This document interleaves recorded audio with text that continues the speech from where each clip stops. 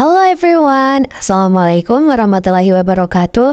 Perkenalkan, nama saya Adelia Nabila Disyaruni dari Fakultas Adab, Prodi Ilmu Perpustakaan dan Informasi Islam.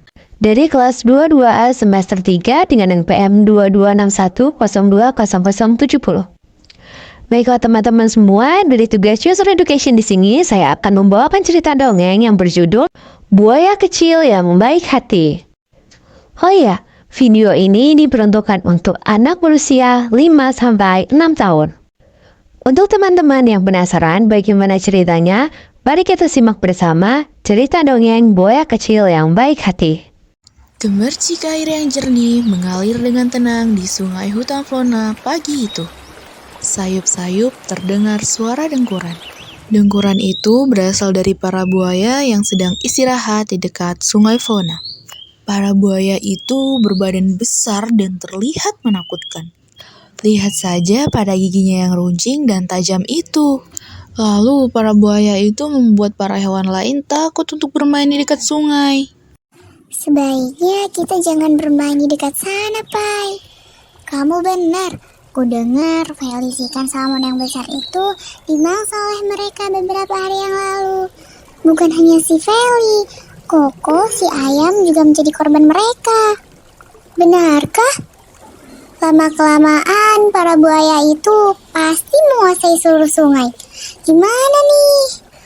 Wah, aku jadi takut nih. Yuk kita pergi sebelum dimangsa oleh mereka. Iya, semua buaya itu sama. Mereka sungguh buas dan menakutkan. Tak jauh dari tempat buaya berkumpul, aliran sungai mulai terbagi menjadi cabang-cabang kecil. Dan di salah satu sungai itu ada seekor buaya yang sedang bermain. Buaya itu terlihat berbeda. Ia suka bermain sendiri. Badannya juga lebih kecil dibanding dengan buaya lainnya.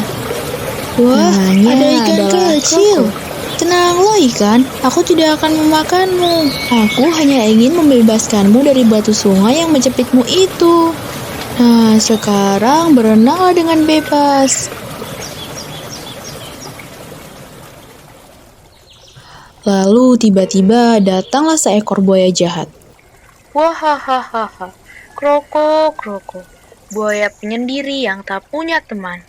Kenapa kau lepaskan ikan kecil yang kau tangkap? Jika kau terus saja melepas mangsamu, kau tidak akan bertambah besar. Jika kau ingin punya teman buaya, carilah mangsa sebanyak-banyaknya untuk membuktikan dirimu itu kuat. Tapi aku memang tidak suka memakan ikan. Aku hanya membantunya keluar dari batu. Hei, dengar ya Kroko. Kau itu buaya. Sudah sepatutnya kau memangsa hewan lain. Jika begini terus, kau tidak akan punya teman. Bagiku, serangga-serangga kecil sudah cukup. Kasihan hewan-hewan lain jika disakiti. Terserah kau sajalah. Teruslah menjadi buaya kecil yang tak punya teman.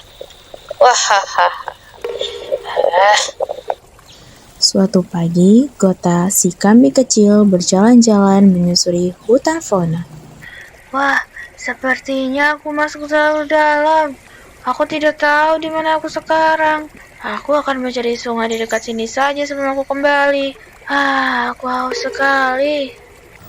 Gota pun segera mencari sungai terdekat.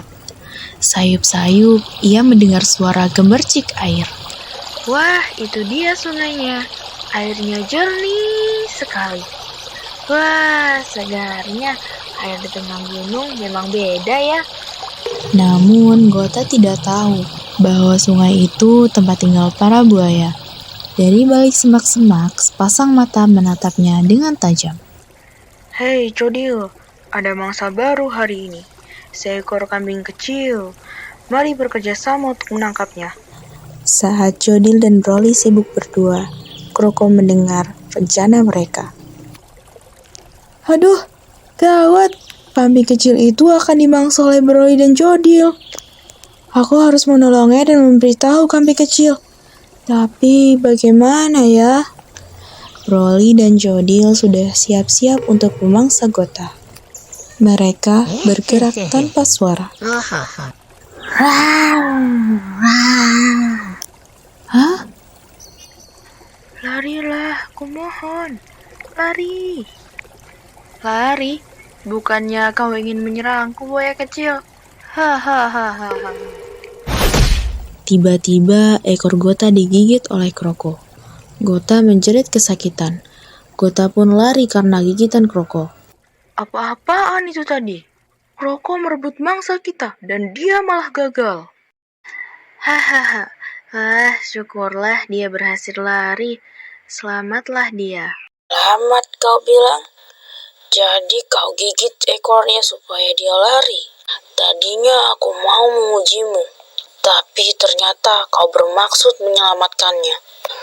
Kau membuat mangsa kami kabur. Tunggu dulu teman-teman. Tidak ada ampun untukmu.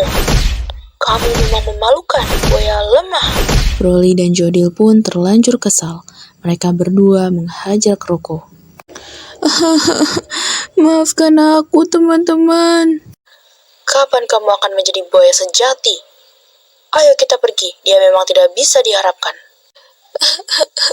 Aku memang payah. Aku tidak pantas menjadi buaya. Jangan menangis, Kroko. Aku melihat apa yang kau lakukan tadi. Kau sungguh berani dan baik hati ternyata. Berani apanya? Aku hanya bisa menakut-nakuti saja. Tapi kau berhasil menyelamatkan kambing itu. Tapi kamu kan buaya. Mengapa kamu malah menyelamatkannya? Aku hanya tidak tega saja. Kambing itu masih terlalu kecil. Ternyata tidak semua buaya jahat. Ada kamu yang baik hati. Tapi sebagai gantinya, aku jadi tidak punya teman. Tenang saja.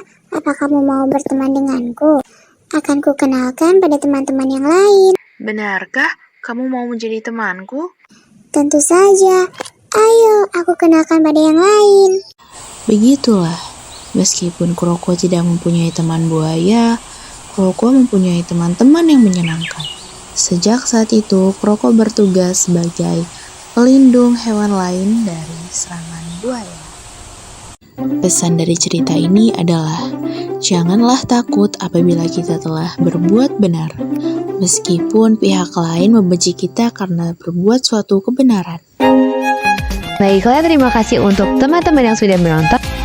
Goodbye and see you again.